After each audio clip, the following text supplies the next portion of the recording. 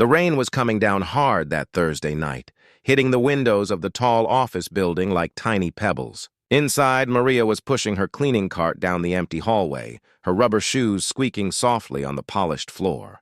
It was almost midnight, and most people had gone home hours ago. But this was her world now, working when everyone else was sleeping. Maria had been cleaning offices for 3 years, not because she wanted to, but because she had to. When you're a single mom with an 8-year-old daughter and bills that never stop coming, you take whatever job pays the rent. The night shift at Peterson Law Firm wasn't glamorous, but it paid a little more than day cleaning jobs. More importantly, it meant she could be home when Lucy got back from school. She pushed her cart past the big corner office and noticed the light was still on. That was strange. Most lawyers left by 8 or 9 at the latest. Maria peeked around the doorframe and saw him, Mr. Peterson, the boss. He was sitting behind his huge wooden desk, but something was wrong. His expensive suit jacket was wrinkled, his tie was loose, and there was an empty bottle on the desk next to him. Maria had seen Mr. Peterson around the office before, but they'd never really talked. He was one of those important people who seemed to look right through cleaning staff. She knew he was the senior partner, probably made more money in a month than she did in a year. But right now, he just looked sad and tired. She was about to keep walking when she heard him curse under his breath. He was fumbling with his phone, trying to call someone. "Come on, pick up," he mumbled. His words were slurred, and Maria realized he'd been drinking. "A lot. Stupid driver had to get sick tonight," he said to no one in particular. "Taxi company says they can't come out in this storm." He threw his phone down on the desk and put his head in his hands. Maria stood there for a moment, unsure what to do. It wasn't really her business. Rich lawyers could figure out their own problems, right? But there was something about the way he looked so defeated that tugged at her heart. She thought about her own struggles, the nights she'd cried alone after Lucy went to bed, feeling completely overwhelmed by life. Before she could change her mind, Maria knocked gently on the doorframe. "Excuse me, Mr. Peterson?" He looked up, squinting at her like he was trying to focus. "Oh, sorry, I don't know your name." "Maria. I clean the offices here." "Right, Maria." He tried to straighten up in his chair. "I'm sorry, I'm just having a bit of trouble getting home tonight." Maria could smell the alcohol from across the room. This man was definitely not safe to drive. "Where do you live?" "Hillcrest neighborhood." "About 20 minutes from here, but with this rain." He gestured helplessly at the window. Maria bit her lip.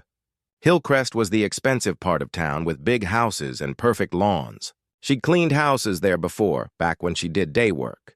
It was completely out of her way. She lived in a small apartment complex on the other side of town.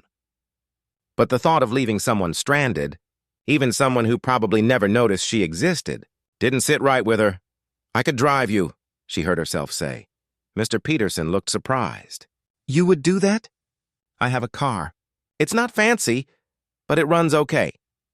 Maria's Honda was actually 15 years old and had seen better days, but she kept that to herself. He stared at her for a long moment, and Maria wondered if she'd made a mistake. Maybe he was offended that the cleaning lady was offering to drive him home. Maybe he thought she was trying to take advantage of him somehow. "That's very kind of you," he said finally. "But I couldn't ask you to go out of your way." "You're not asking." "I'm offering." Maria surprised herself with how firm her voice sounded. "You can't drive like this, and you can't stay here all night." Mr. Peterson looked around his office like he was seeing it for the first time. "You're right. I don't usually—" He trailed off, then nodded. "Thank you. I'll pay for your gas, of course." Maria almost said she didn't want his money, but then she thought about Lucy's school lunch money and swallowed her pride. That would be nice. She finished her cleaning quickly while Mr. Peterson gathered his things. When they met at the elevator, he looked a little steadier, but still clearly drunk. They rode down to the parking garage in awkward silence. Maria's car looked even smaller and older next to all the expensive vehicles in the garage. She unlocked the doors and moved some of Lucy's coloring books from the passenger seat. "Sorry about the mess." "It's fine," Mr. Peterson said, sliding into the seat. He had to duck his head because he was tall, and Maria felt embarrassed about her little car. As they drove through the rain, Maria focused on the road while Mr. Peterson gave her directions. The storm was getting worse, and her old windshield wipers were barely keeping up. She had to drive slowly and carefully. "You have kids?" Mr. Peterson asked suddenly. "A daughter. She's 8. That must be hard working nights." Maria glanced at him, surprised by the question. "It's not easy, but we manage. She stays with my neighbor, Mrs. Chen, when I'm working. Lucy's a good kid." Lucy, that's a pretty name. They drove in silence for a while. Maria thought Mr. Peterson had fallen asleep, but then he started talking again. "I used to have everything figured out," he said, his voice quiet and sad. "Nice house, successful career, beautiful wife. Thought I was so smart, so in control of everything." Maria didn't know what to say, so she just kept driving. Then Rebecca got sick. Cancer. 2 years of fighting, and in the end, nothing I did mattered. All my money, all my connections couldn't save her? His voice cracked a little. She died 18 months ago, and I still don't know how to live without her. Maria's heart ached for him. She'd lost her mom when she was 16, so she knew something about grief. "I'm sorry for your loss." "Thank you." He was quiet for a moment. "I know I shouldn't drink like this. Rebecca would hate seeing me this way, but some nights, it's the only thing that makes the house feel less empty." They turned into the Hillcrest neighborhood, and Maria marveled at the huge houses behind iron gates. She'd forgotten how the other half lived. "That one there," Mr. Peterson pointed to a massive house with perfectly manicured gardens. Even in the rain, it looked like something from a magazine. Maria pulled into the long driveway and stopped near the front door. The house was dark except for a few security lights. "Thank you," Mr. Peterson said, reaching for his wallet. "Really, I don't know what I would have done." "It's okay. We all need help sometimes." He handed her 2 $20 bills. "This should cover gas and your time." Maria wanted to protest that it was too much, but $40 meant groceries for the week. "Thank you." Mr. Peterson got out of the car, then leaned down to the window. "Maria, this was very kind of you. I won't forget it."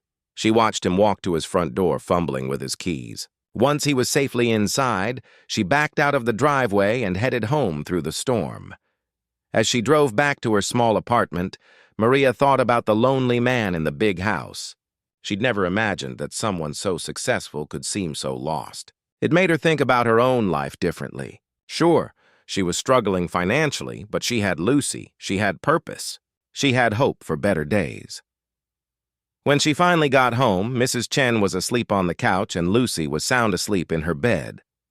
Maria paid Mrs. Chen and tucked the extra money into her emergency fund. The coffee can she kept hidden in the kitchen cabinet. As she got ready for bed, Maria thought about Mr. Peterson's sad eyes and wondered if he would even remember their conversation in the morning. Probably not. Rich people like him didn't usually remember ordinary people like her. She was wrong about that. But she wouldn't find out until the next day. Maria was arranging the break room chairs to make a more comfortable bed for Lucy when she heard footsteps in the hallway. Her heart sank. She'd hoped to finish the nearby offices first, before Mr. Peterson made his usual evening appearance. But it was too late now. "Maria, I saw the lights on and—" Mr. Peterson stopped in the doorway, his voice trailing off as he took in the scene. Lucy was curled up on 3 chairs pushed together, covered with Maria's jacket. Her small backpack sat nearby, along with homework papers and a stuffed rabbit. "I'm sorry," Maria said quickly, standing up. "She's sick, and I couldn't find a babysitter. I know this is against company policy, but I promise she won't touch anything or get in the way."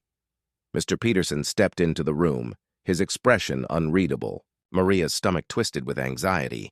She needed this job desperately. If he reported her for bringing Lucy to work, she'd be fired for sure. "How old did you say she was?" he asked quietly. 8. "Her name is Lucy." Maria's voice was barely a whisper. "She had a fever yesterday, and my neighbor couldn't watch her tonight. I swear this won't happen again." Mr. Peterson walked closer and looked down at Lucy's sleeping face. Even sick and tired, she looked peaceful. Her dark hair spread across the makeshift pillow Maria had made from her sweater. "She's beautiful," he said softly.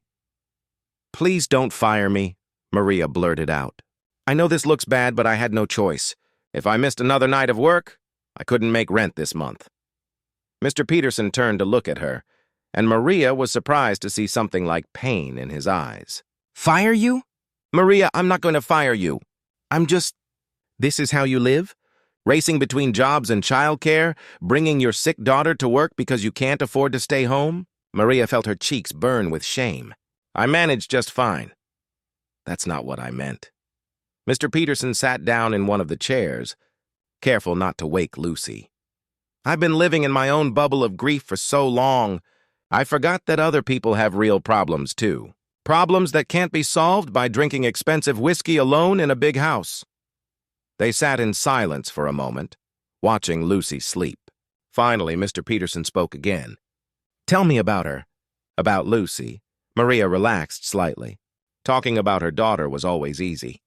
She's the smartest kid I know. Gets straight A's without me even having to help with homework most of the time. She wants to save every animal in the world. Maria smiled. Last week she used her allowance to buy birdseed for the sparrows outside our apartment building. She sounds like Rebecca. My wife was always rescuing things too. Mr. Peterson's voice was gentle. What does Lucy want to be when she grows up? A veterinarian. She's been saying that since she was 5. Checks out every book about animals from the library. Maria glanced at her daughter. I just hope I can help her get there. College is expensive and vet school is even worse. She'll get there, Mr. Peterson said with surprising confidence. Smart kids with loving parents usually do. Even when those parents clean offices for a living. Especially then. You're teaching her that hard work matters, that you don't give up when things get tough. Those are lessons that rich kids sometimes never learn. Maria felt tears building in her eyes. She'd spent so many nights worrying that she wasn't enough for Lucy, that her daughter deserved better opportunities. Hearing someone else say she was doing okay meant more than she could express. Over the next few weeks, something shifted in their relationship. Mr. Peterson started asking more questions about Lucy's school projects and interests. When Maria mentioned that Lucy was struggling with a math concept, he offered to explain it. When she worried about affording Lucy's field trip to the Science Museum, he casually mentioned that the law firm sometimes sponsored educational activities for employees' families. I couldn't accept that, Maria said immediately. Why not? Companies do this kind of thing all the time. It's not charity. It's an employee benefit. I'm the cleaning lady. I don't think I qualify for employee benefits. Mr. Peterson frowned. You work here 40 hours a week. You're as much an employee as anyone else. But Maria remained stubborn about accepting help, even when Mr. Peterson tried to make it seem like normal business practice. She'd been taking care of herself and Lucy for too long to start depending on someone else now. Then one evening, Mr. Peterson made a suggestion that changed everything. I've been thinking, he said as Maria dusted his bookshelf. The firm needs help with evening administrative work. Filing, organizing documents, answering phones. It would pay better than cleaning and come with benefits like health insurance. Maria stopped dusting. Are you offering me a job? I'm saying we have a need and you're smart and reliable. It makes sense. Mr. Peterson, I appreciate the thought, but I can't take a pity job. It's not pity, he said firmly. Do you know how many people we've hired for admin positions who showed up late, called in sick constantly, or couldn't handle basic responsibilities? You've been here 3 years, never missed a shift except when Lucy was sick, and you're one of the most dependable people in this building. Maria wanted to say yes so badly it hurt. Better pay, health insurance, normal hours that would let her be home with Lucy in the evenings. But it felt too good to be true. What would people say? The cleaning lady suddenly gets promoted to the office? Let them talk. Half the people here couldn't last 1 week doing what you do. Maria thought about it for 3 days before giving him an answer. The deciding factor was Lucy getting another fever and Maria realizing she couldn't afford to take her to the doctor without insurance. If you're serious about the job, she said one evening, I'd like to try it. Mr. Peterson smiled, and Maria noticed how much younger he looked when he was happy. You start Monday. I'll have HR set up your new schedule and benefits. The transition wasn't easy. Some of the other staff members made snide comments about Maria's promotion. She heard whispers in the hallway about favoritism and inappropriate relationships. A few people who had barely noticed her as the Cleaning lady suddenly treated her with cold politeness that was somehow worse than being ignored. But Maria pushed through the awkwardness. Determined to prove she deserved the position, she learned the computer systems quickly, organized files with the same attention to detail she'd used in cleaning, and even started spotting mistakes in documents that the lawyers had missed. Mr. Peterson began staying later to help her learn the more complicated aspects of the job. Their conversations grew longer and more personal. He told her about his childhood, growing up wealthy but lonely with parents who cared more about appearances than affection. She shared stories about her own upbringing with a single mother who worked 3 jobs but still made time for bedtime stories. Rebecca would have liked you, he said one evening as they worked on organizing case files. She always said the best people were the ones who understood what it meant to struggle. I would have liked her too, Maria replied. Anyone who could make you smile the way you do. When you talk about her must have been pretty special. It was during one of these late evening conversations that Maria realized something had changed between them. The way Mr. Peterson looked at her wasn't just friendly anymore. There was something deeper there, something that made her heart race and her palms sweaty. And if she was being honest with herself, she was starting to feel the same way about him. But Maria had learned to be careful with her heart. She'd trusted once before and ended up alone with a 3-year-old daughter and a pile of debt. Besides, what could a successful lawyer possibly want with a former cleaning lady who lived paycheck to paycheck? She was about to find out that love doesn't always follow the rules of logic or social status. And sometimes, the most unexpected relationships are the ones that change everything. But first, she had to figure out if she was brave enough to risk her heart again, and whether Mr. Peterson was really the man she was starting to believe he could be. The moment Maria had been both hoping for and dreading finally came on a quiet Friday evening. She was organizing files in the conference room when Mr. Peterson walked in, but instead of his usual friendly greeting, he seemed nervous. He kept running his hand through his hair and clearing his throat. "Maria, could we talk for a minute?" She looked up from the documents she was sorting. "Of course. Is everything okay with the Morrison case files?" "It's not about work." He sat down across from her, and Maria could see he was struggling with something. "I need to be honest with you about something, and I'm not sure how to say it." Maria's heart started beating faster. Had someone complained about her work? Was he regretting giving her the promotion? "The truth is," he continued, staring down at his hands, "these past few months, getting to know you and Lucy, have been the best part of my days. You've helped me remember what it feels like to look forward to something again." Maria felt her cheeks flush. "Mr. Peterson, David. My name is David. And what I'm trying to say is that I care about you, Maria. More than I probably should. Considering I'm your boss, and our situations are so different." The words hung in the air between them. Maria had suspected this moment might come, had even hoped for it sometimes. But now that it was happening, she felt overwhelmed with confusion. "I care about you too," she said quietly. "But David, this is complicated. You're my boss, you're wealthy, and I'm just..." "You're just what?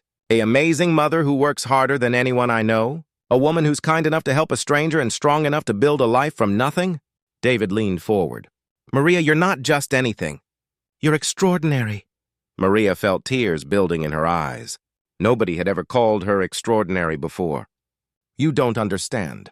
Our worlds are so different. People are already talking about us. They think you gave me this job because..." She couldn't finish the sentence.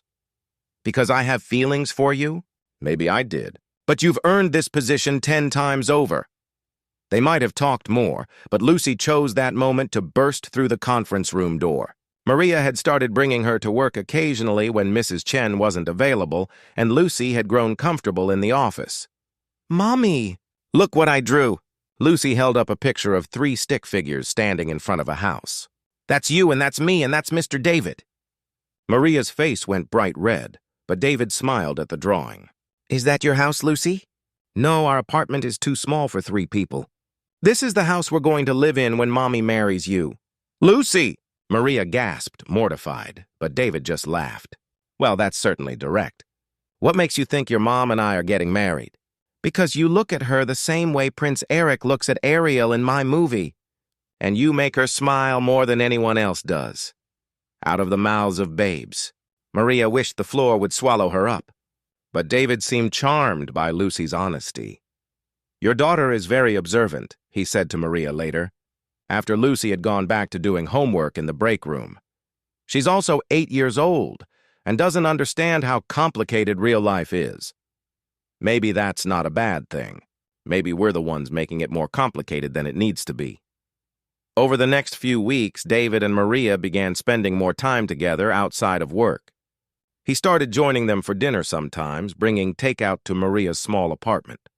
Lucy adored him, asking him endless questions about his work and telling him every detail about her school day. Maria watched them together and felt her heart expanding in ways that scared her. David was patient with Lucy's chatter, genuinely interested in her projects, and never talked down to her. When Lucy showed him her science fair project about butterflies, he listened as seriously as if she were presenting a case to the Supreme Court. "You know," he said one evening as they watched Lucy practice her presentation, "there's a butterfly conservatory about an hour from here. Lucy might enjoy seeing real tropical butterflies." "That sounds expensive," Maria said automatically. "It's not that much. We could make a day of it. Pack a picnic, let Lucy see the butterflies, maybe visit the gift shop." Maria wanted to say yes, but something held her back. "David, what are we doing here?" "You and me, I mean." "I'm hoping we're falling in love," he said simply. The words made Maria's heart race, but they also terrified her. "And then what?" "You're a successful lawyer, and I'm a single mom with a high school education. How does this story end?" However we want it to end. But Maria wasn't convinced it could be that simple. And her fears proved justified when crisis struck 2 weeks later. Lucy had been complaining of stomach pain for a few days, but Maria thought it was just something she ate. Then one night, Lucy woke up screaming in agony. Maria called 911 and they rushed to the emergency room where doctors determined Lucy needed immediate surgery for appendicitis. Maria sat in the hospital waiting room, still in her pajamas, crying and praying. She had health insurance now, thanks to David, but she knew there would still be bills. Lots of bills. Money she didn't have. David arrived an hour later, still in his suit from a work dinner. "How is she?" "Still in surgery. They said it was pretty bad, that if we'd waited much longer—" Maria couldn't finish the sentence. David sat beside her and pulled her into his arms. "She's going to be fine. Lucy's strong, just like her mother." When the surgeon finally came out to tell them the operation was successful, Maria collapsed with relief. Lucy would need to stay in the hospital for several days, and Maria never left her side. David brought them meals, books for Lucy, and handled all the paperwork with the insurance company. When the bills started arriving, Maria was shocked to see that most of them had already been paid. "David, what did you do?" She confronted him in Lucy's hospital room while her daughter napped. "I took care of the bills that insurance didn't cover." "You had no right to do that." "I had every right. I care about you and Lucy, and I wasn't going to let you go into debt over medical bills. This isn't how relationships work." Maria was trying to keep her voice down because of Lucy, but she was furious. "You can't just throw money at my problems and expect me to be grateful." "I'm not expecting gratitude. I'm trying to help the woman I love." "By making me feel like a charity case? By reminding me that I can't take care of my own daughter without your money?" David looked stunned. "That's not what I was doing. That's exactly what you were doing. You swooped in like some rich savior and paid my bills without even asking me. How do you think that makes me feel? I thought it would make you feel relieved. It makes me feel small and helpless and dependent. Everything I've spent 5 years trying not to be." They stared at each other across Lucy's hospital bed, the distance between them feeling like a canyon. Maria saw the hurt in David's eyes, but she couldn't get past her own pride and fear. "Maybe we should take a break," she said quietly. "Figure out what we really want. Maria, don't do this. We can work through this." "How?" "You'll always be the rich lawyer who can solve problems with his checkbook, and I'll always be the poor single mom who needs rescuing." "That's not a relationship, David. That's charity." David left that night, and Maria cried herself to sleep in the uncomfortable hospital chair. She'd done what she always did when things got too good to be true. She'd pushed away the person who cared about her before he could leave on his own. But as she watched Lucy sleep, pale but peaceful after her surgery, Maria wondered if she'd just made the biggest mistake of her life, and whether it was too late to fix it. The weeks after Lucy's surgery were the loneliest Maria had felt in years. Worse than when her husband left, worse than those first terrifying months as a single mother. Because this time, she'd had a taste of what love could feel like, and she'd thrown it away. Lucy recovered quickly, bouncing back with the resilience that only children seem to have. But she kept asking about David, and each question felt like a knife in Maria's heart. Why doesn't Mr. David come visit anymore? Lucy asked one evening while they were having dinner in their small kitchen. He's busy with work, honey. Did you two have a fight? Maria looked at her daughter's serious face and decided Lucy deserved honesty.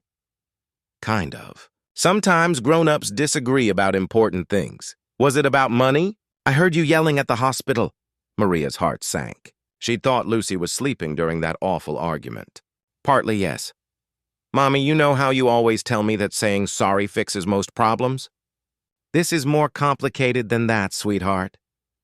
Maybe you're making it more complicated than it needs to be. Lucy's words echoed what David had said months earlier, and Maria couldn't shake the feeling that her 8-year-old daughter was wiser than she was. At work, things were awkward and painful. David was polite but distant, treating Maria like any other employee. No more late evening conversations, no more personal questions about Lucy, no more warm smiles that made her feel like the most important person in the room. Maria missed him terribly, but her pride kept her from reaching out. Then one afternoon, everything changed. Maria was at her desk when her phone rang. It was Lucy's school. Mrs. Rodriguez? This is Principal Johnson. Lucy collapsed during recess. We've called an ambulance. Maria's world tilted. Not again. She couldn't handle another medical emergency, another hospital stay, another round of bills and fear and sleepless nights. She grabbed her purse and ran for the elevator, not even thinking to tell anyone where she was going. But as the elevator doors were closing, a hand stopped them. David stepped inside. Maria? What's wrong? You look terrified. Lucy collapsed at school. They're taking her to the hospital. Maria's voice was shaking. Without hesitation, David pressed the parking garage button. Come on, I'll drive you. You don't have to. Yes, I do. They drove to the hospital in tense silence, David weaving through traffic while Maria tried to keep herself from falling apart. When they reached the emergency room, they found Lucy sitting up in a hospital bed, looking embarrassed but otherwise fine. Mommy! I'm okay, I promise. I just got dizzy and fell down. The doctor explained that Lucy was dehydrated and had low blood sugar, probably from not eating enough at lunch. She'll be fine with some fluids and rest. But kids her age shouldn't be skipping meals. After the doctor left, Maria sat on the edge of Lucy's bed, relief making her weak. Sweetheart, why didn't you eat your lunch? Lucy looked guilty. I gave my sandwich to Tommy. His mom forgot to pack his lunch again and he was really hungry. Maria's heart broke a little. Her daughter was so kind, so generous, even when they didn't have much to spare. That was sweet of you, but you need to eat too. Next time, tell the teacher, okay? They'll make sure Tommy gets lunch without you going hungry. Okay, Mommy. Lucy looked past Maria to where David was standing quietly by the door. Mr. David! You came to see me! David stepped forward, his face soft with concern. Of course I did. How are you feeling, kiddo? Much better. The nice nurse gave me apple juice and crackers. Lucy's face suddenly became serious. Mr. David, are you and Mommy still fighting? David glanced at Maria, then back at Lucy. It's complicated, Lucy. That's what Mommy says, too. But I think you should stop being complicated and just be happy instead. From the mouths of babes, again. Maria felt tears building in her eyes. That evening, after Lucy was released and they were back home, David helped carry Lucy's things upstairs to their apartment. Lucy had fallen asleep in the car, and David gently carried her inside and laid her on her bed. Thank you, Maria said quietly as they stood in her tiny living room. For driving me, for being there. You didn't have to do that? Yes, I did. Maria, no matter what's between us, I care about Lucy. I care about both of you. I know. And I'm sorry about the things I said at the hospital. About the bills. David sat down on her old couch looking tired. You were right to be angry. I handled that badly. I was so focused on fixing the problem that I didn't think about how it would make you feel. Maria sat down beside him, careful to leave space between them. I was scared. When someone you care about starts solving all your problems, it makes you wonder what happens when they get tired of you, if they'll take it all away. I would never do that. I know that now. But when you've been left before, when you've had to rebuild your whole life from scratch, it's hard to trust that good things can last. They sat in silence for a moment, both thinking about all the things they'd said and done wrong. I miss you, David said finally. I miss talking to you, laughing with you, being part of Lucy's world. These past few weeks have been miserable. I miss you too. More than I thought possible. So where does that leave us? Maria took a deep breath. I think it leaves us with a choice. We can keep letting our fears and pride get in the way, or we can figure out how to build something real together. What would that look like? I don't know. But maybe we could start with being honest about what we both need. I need to feel like an equal partner, not someone you're taking care of. I need to contribute, to have my independence respected. And I need to remember that love isn't about fixing people or solving their problems. It's about being there through the good and the bad, together. David reached for her hand, and Maria didn't pull away. I love you, Maria. Not because you need saving, but because you're strong and kind, and you make me want to be a better man. I love you too. But love isn't enough if we can't figure out how to respect each other's differences. Then let's figure it out, together. 6 months later, Maria stood in the small courthouse downtown, wearing a simple white dress that Lucy had helped her pick out. David was beside her in a navy suit, holding her hand as they listened to the judge speak about love and commitment. Lucy stood next to them as their witness, beaming with pride in her new purple dress. She'd been planning this day since she drew that picture of 3 stick figures in front of a house. When the judge pronounced them husband and wife, David kissed Maria gently, and Lucy cheered loud enough for the whole courthouse to hear. They'd spent months working through their differences, learning to communicate better, figuring out how to blend their very different worlds. David had learned to ask before helping, to support without taking over. Maria had learned to accept help without feeling diminished, to see David's generosity as love rather than pity.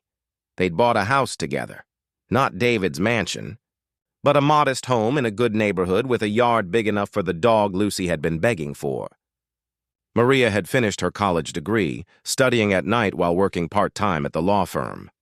She'd start her teaching job in the fall, finally achieving the dream she'd put aside when Lucy was born. David had changed, too. He smiled more, laughed more, found joy in simple things like helping Lucy with homework or planning family movie nights. He'd discovered that being a stepfather was different from anything he'd ever imagined, but more rewarding than any case he'd ever won. As they walked out of the courthouse together, Lucy between them, Maria thought about that rainy night when she'd offered to drive a drunk stranger home. She'd never imagined that one act of kindness would change all their lives so completely. Sometimes the best things in life come from the most unexpected places. Sometimes love finds you when you're not looking for it, when you're just trying to do the right thing. And sometimes, if you're very lucky, that love transforms not just your own life, but the lives of everyone you care about. Their story wasn't over. It was just beginning. The next morning, Maria woke up wondering if the whole thing had been a dream. But the $40 on her kitchen counter proved it was real. She made Lucy breakfast and got her ready for school, trying to push thoughts of Mr. Peterson out of her mind. Rich people lived in a different world, and last night was just a one-time thing.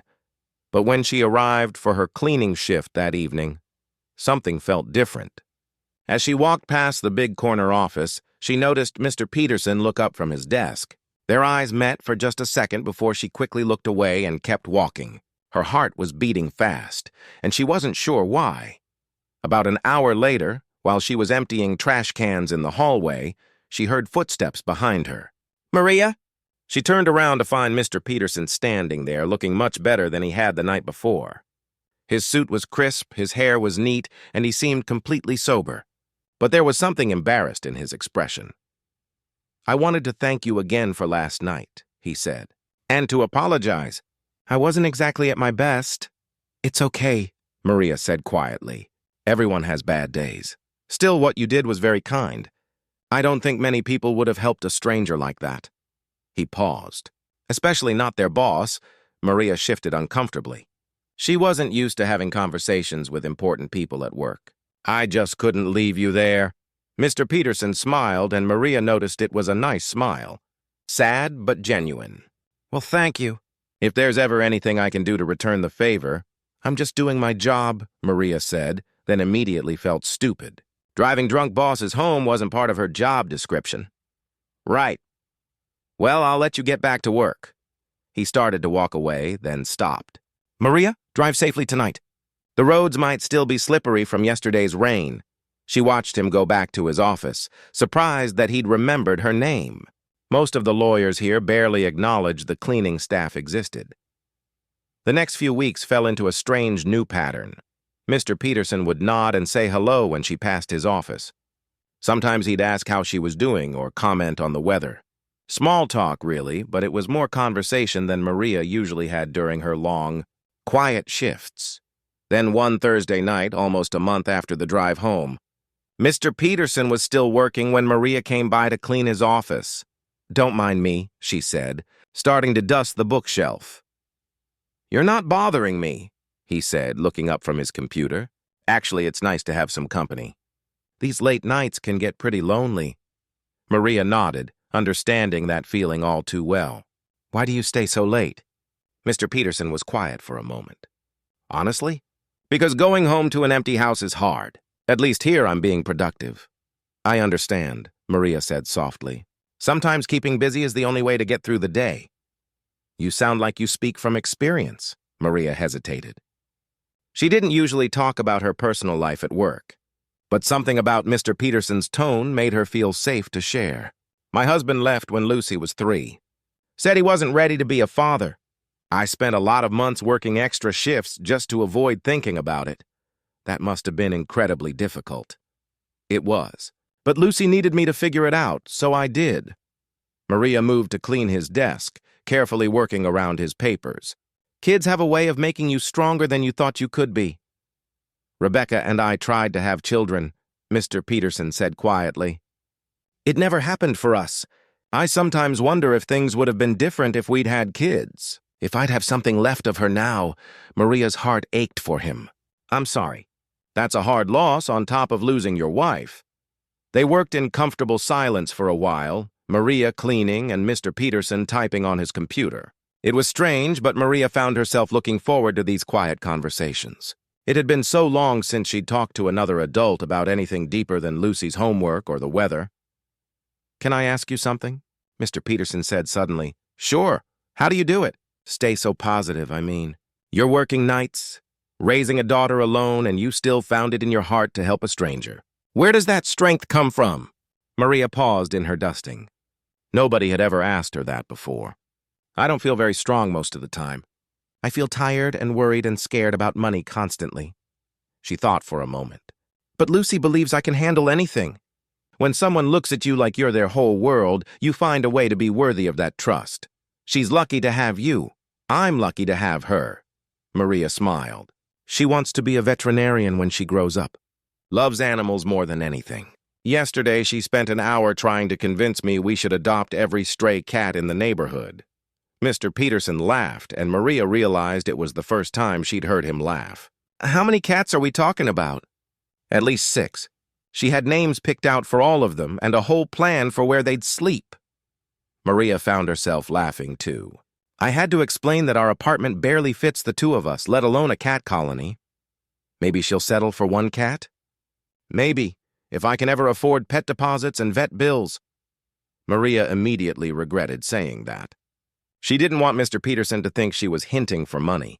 But if he noticed, he didn't show it. 8 years old and already planning her career. That's impressive. She's smart. Smarter than me, that's for sure. Sometimes I worry I'm holding her back. That she deserves better than... Maria gestured around the office, indicating her cleaning cart and uniform. Better than a mother who works 2 jobs to support her? Better than someone who taught her to be kind to strangers and dream big? I don't think so. Maria felt tears prick her eyes. She wasn't used to anyone defending her choices, least of all someone like Mr. Peterson. Over the next few weeks, their conversations became longer and more personal.